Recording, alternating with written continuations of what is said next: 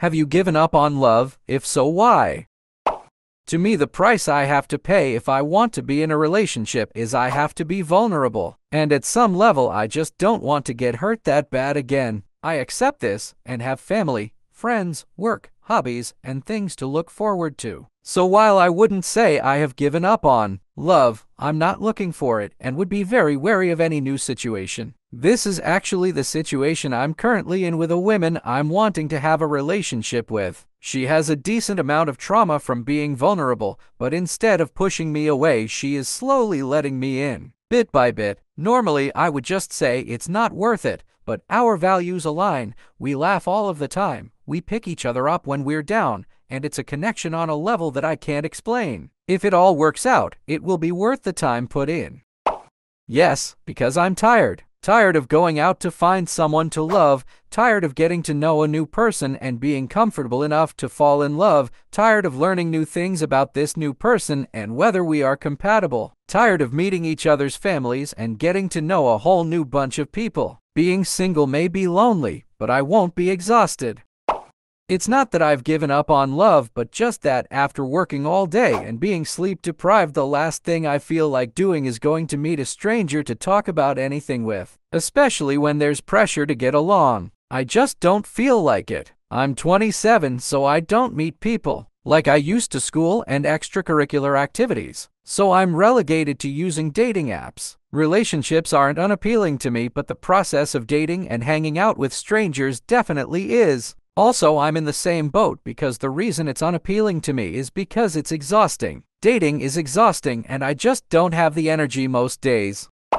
I haven't given up on love, but I doubt I will ever love again. After 53 years and so many attempts that ended in tears, I don't think I will ever have that chance again for a variety of reasons. I spend times just trying to come to terms that I will die alone someday. I met a friend of a friend online very long distance and had a crazy intense hours at night of wine and cheese and heartwarming and fun conversation, but too much intensity at the moment. It's not completely over. We were gonna do a movie date night, but she had to take a break. We relocated to Europe where I don't speak the language, and I have a teenage boy to care for. Love is not off the table. I think it may come 2 to 3 times in a lifetime. In the moment, it's hard to imagine. On the metro Sunday, very few passengers. I see this woman sitting across from me, nice looking, maybe 10 years younger, nicely dressed and cute patterned nylons. I caught her eye and pointed to the nylons. She was concerned until I gave a wink, wrinkling my nose, so she knew I liked them. Next I knew, she was sitting beside me, chatted in language salad. We only knew some Italian and parts of other languages. Unfortunately, I got off at my stop.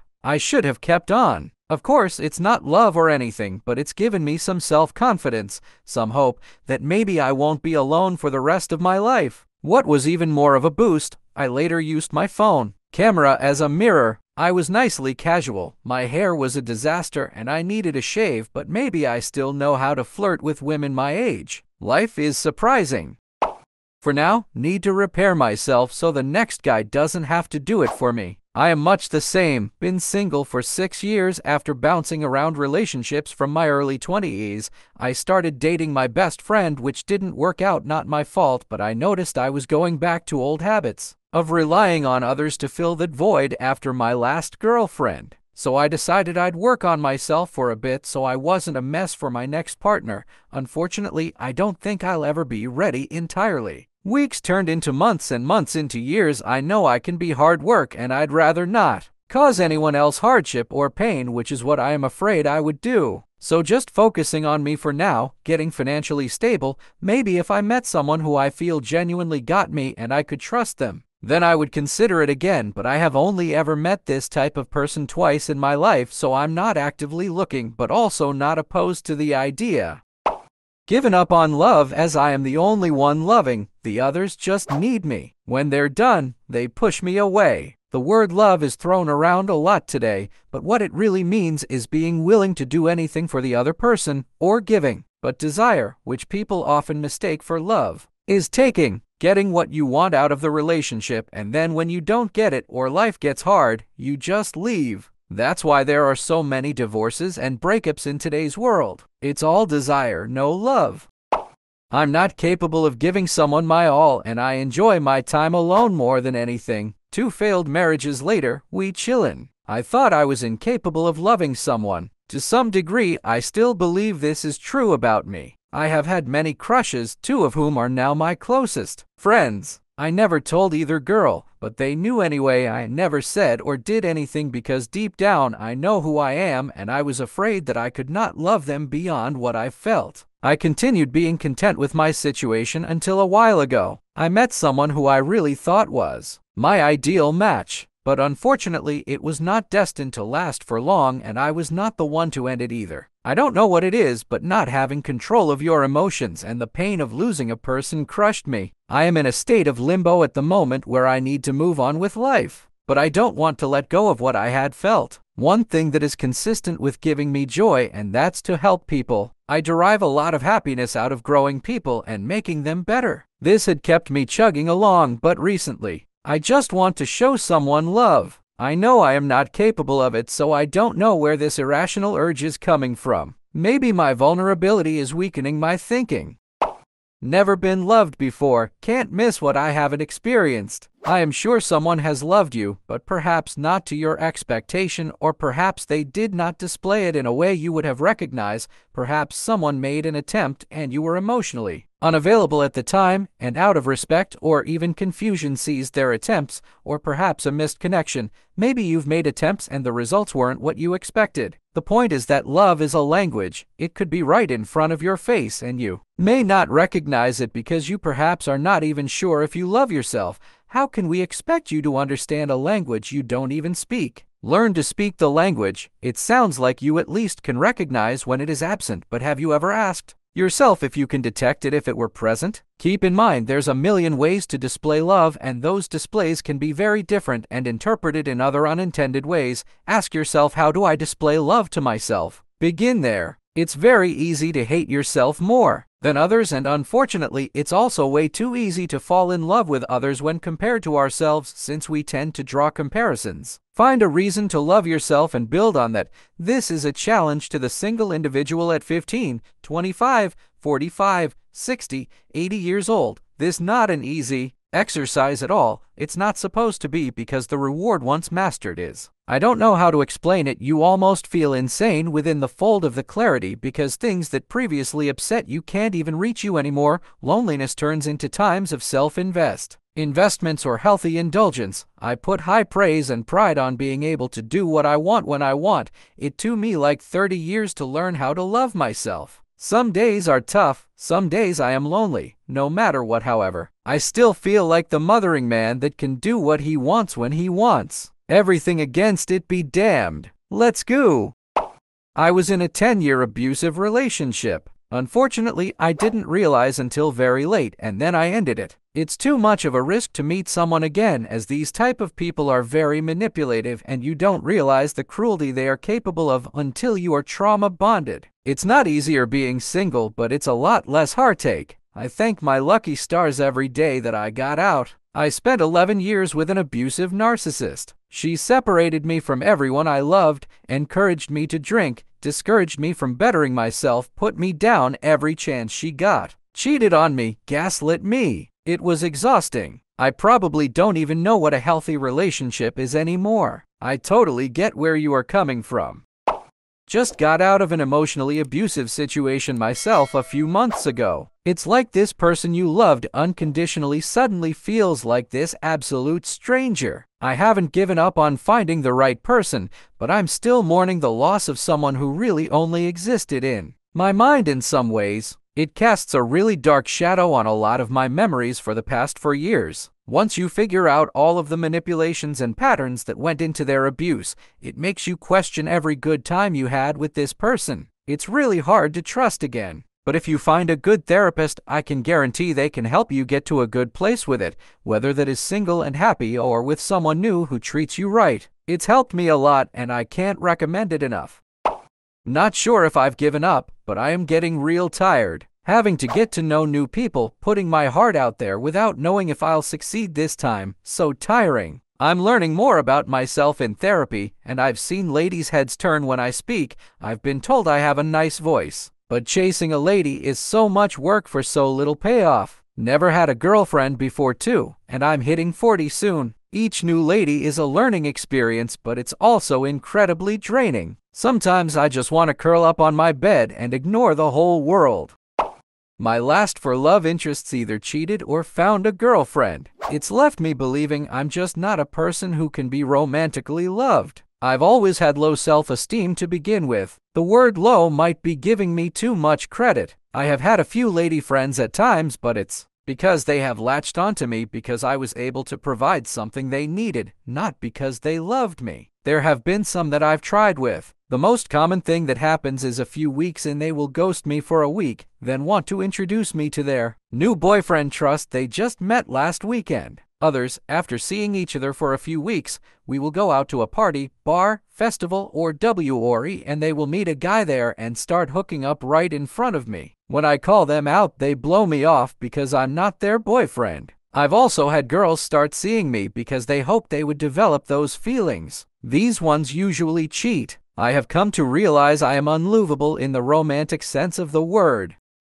I wasn't socialized from the ages 12–22 and have severe social anxiety. It's hard to meet people when you're terrified of them. Try getting prescribed propranolol if you can. It's a beta blocker, which is extremely safe unless you have certain medical conditions. It has the adrenaline response in your body, the panic response, when you are in those situations. I used to take it for public speaking when I was in college because I edited public speaking and was anxious as hell for it. Ended up getting comfortable after a while and didn't need to take it anymore. It works wonders. Though, you may still be mentally anxious, but not having any physical symptoms of anxiety will help calm the mental side too. Seriously, ask your doctor about it. Cheap, non-addictive, and extremely helpful. Had a friend with horrible social anxiety to the point where they couldn't talk to a waiter. Now they're out as if they have zero anxiety. It has changed their life completely. I had a big love. It didn't work out. Now I live a truly beautiful life alone and I wouldn't trade it for the world. I just spent the weekend with my friend, her toddler, new puppy, and failing marriage, and when I got home I nearly cried with the feeling of gratitude for my peaceful life. I had a great partner after a bad marriage. He died 5 years ago, March 31st. At 51 I'm done. I'm not interested at all in trying to find another life partner. I dated a lot before I met my good man. I have entertaining hobbies and a tiny group of friends and family for my limited social needs, and I'm good. Relationships are work and a level of commitment I'm unwilling to put in.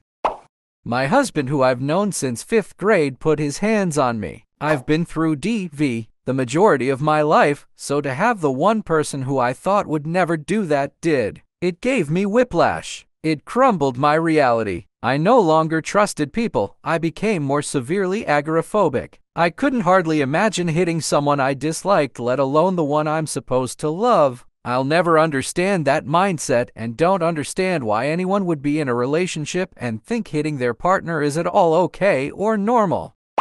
Narcissistic abuse has altered my outlook on relationships. But never say never, right? Hardest part of getting over my narcissist is forgiving myself for being tricked. Like I'm smarter than that. I should have seen it coming. I shouldn't have believed their lies. But really I need to accept that they took advantage of a wounded soul and twisted my giant heart until it was a weapon to be used against me and to control me. Asking where they saw us in 2 years and getting laughed at with the response of, "You think we're still going to be together in 2 years?" was my eye-opener. It's like, yeah, I've told you that from start. I risked and lost my entire career for you, and your ex put me in life-threatening positions at work, but you told me you loved me and I believed you. Course, once I'm gone the love bombing comes back in full force. That is until she found her next pawn. Come to find out, she's been the town bicycle for years and no one had the heart to tell me I'd been cucked from the beginning. I haven't ever typed that out. Have you found your confidence again? I miss my self-confidence so much, man. People say they love you, but then they leave, and they never even tried to say what was wrong, what was missing, what they needed from you that they didn't receive, or if you were asking too much of them. People don't communicate enough. I sympathize with the wish of knowing what is wrong, where the mistake was, and what you could have done differently. Sometimes it works to put effort into it, take up counseling, and fix it, but at other times, it just doesn't work, and as rough as it sounds, there is a high chance that there is nothing to gain for you from knowing. It may be unnecessarily hurtful and something you cannot change, or it may be something entirely unrelated to you but still not fixable. Accepting this and moving on is hard, but ultimately this helped me get on with my life. An internet snippet I saw the other day that resonated with me. Those who stay are supposed to stay. Those who go are supposed to go. Rejection is a chisel for perfection. I just don't really care about it. I don't need someone else to make me feel complete or whole. I can and have done that by myself. Love and marriage isn't everyone's goal in life. Most people I know wouldn't say their partner completes them. That's some Hollywood BS that sounds romantic. I just have more fun in general when I'm with someone. It's that simple. There's added value. It doesn't mean anything was lacking.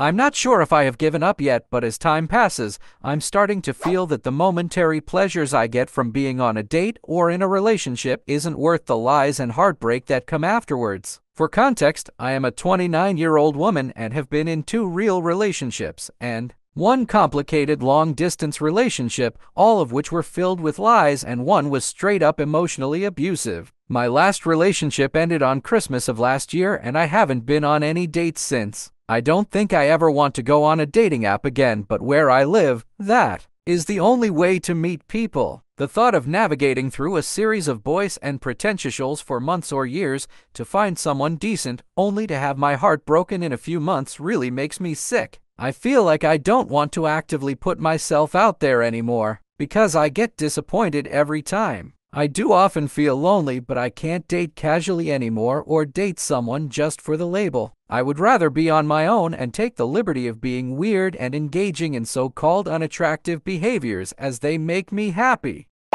It sounds cheesy, but it gave up on me. I have absolutely no friends. Nobody to hang out with that isn't obligated to do so. Nobody to talk with if I have a bad day. Nobody to have deep connections with. Love is not an option for me. It asks me how others chime in on this situation like it's okay. Not everyone finds love in their lives, and that's fine, but when it comes to a lack of friends, there's that emphasis on studies that indicate that solitude and no social contact will impede our health and take years off our lives. Where's the goddamn line there? Not given up, but tapered my beliefs of love from seeing it as some idealistic, unconditional thing I need to receive from other people to more rational and realistic expectations based on tangible circumstances, starting with breaking down myself into individual pieces that can receive love through my own actions. Like my body receives love from me working out. My heart or soul receives love from me doing activities I enjoy. My brain receives love by keeping it in good mental health and doing brain exercises, etc. This way I can give myself positive feedback and not desperately try to outsource love to someone else that will honestly never care about me as much as I can. Secondly, realize most people will only be able to love you conditionally and for what you represent in their lives. This say you stop taking it personal and making delusions about it. You just think, okay, I'm not offering what this person wants in order to give me love. It's not personal, so I'll stop wasting time now and go back to step 1, which is what I can control. Life is meant to be lived and experienced. It's not about waiting for someone else to trigger dopamine hits to your brain that you try and rationalize are of some bigger importance to the point in grand scheme of things, so much so that you actively cripple yourself if you don't get them. That's acting like an addict that's lost control of their senses. I don't really know how to put this, so I'll try my best. I once made a friend at church and I had talked with her brother before cool dude would say one of my best friends. At some point I talked to his older sister and we really hit it off for about 8 months. We had no real attraction to each other, so nothing really happened. Near the beginning she had to go up on stage and tell something that traumatized her as I sat back in the tech booth. I was going through a lot of depression no one has known about and was going to myself the next day. After I heard it from her as she was bawling her eyes out, I had this overwhelming feeling to help people even if it meant sacrificing myself. After a while we developed that attraction. It was a feeling like no other and it only got better, but after a lot of opening up about each other, she needed help and couldn't take it anymore, so we told our parents. Needless to say, they were not happy, but couldn't do anything about these feelings. Boundaries were set and we were done. For my birthday, her brother, and her mom took me to see Howl's Moving Castle, and at this point, we had fallen in love for about 2 months and just wanted to stay together forever. When we got back to her house, all we did was sit next to each other the entire time. I was so happy to spend the entire day with her. The next day during school, I got a text from her mother that told me that all the things that I had done to help her made her worse. For the rest of the day, my brain was in shambles, realizing that the entire reason I was alive got worse because of me. When someone reached out to me, I opened a lot, hoping that they had advice. They told my secrets to everyone I didn't want to know. I just lost everything in a span of not even 12 hours. I don't know why I typed all this, I think in just upset. Anyway, if you read all this, sorry to annoy you. I don't know if I have really given up, but depression is my big luggage and it taints everything emotional. I always had trouble feeling, have it still even after years of therapy. At least I know today how certain things may feel. My longest relationship was about 18 months or so, nearly 20 years ago, so I know that I can love, but it ended ugly with her dumping me, and every affair after that was tainted. Whether it was a girl from too far away or a married woman with kids, I just couldn't cope with my feelings and the situations, and made a retreat into my own fortress of solitude. Now, close to 50 years old, I am not sure if I want to risk my life again. I think that I don't have the energy anymore to invest in another person, to let another person into that ruin of myself, and so I have chosen solitude.